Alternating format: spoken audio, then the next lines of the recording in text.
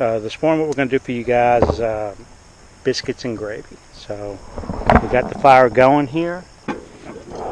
Got some sausage. Got some Pioneer country gravy mix we're going to do. And then we got a little can of biscuits that we're going to do on top of that. Pioneer gravy mix out. Alright, so I did a 1.5 cups of water, mixed the Pioneer gravy mix in with it, and then I put it into our Dutch oven. After I've got that done, I put some biscuits over the gravy mix, and that's going to support the biscuits. I'm going to put the lid on, put some coals on top of it. Alright guys, so it's only been about 20 minutes. But we're going to go ahead and just give you a preview of what this is going to look like. Ooh. Ooh. So I think it's actually probably ready.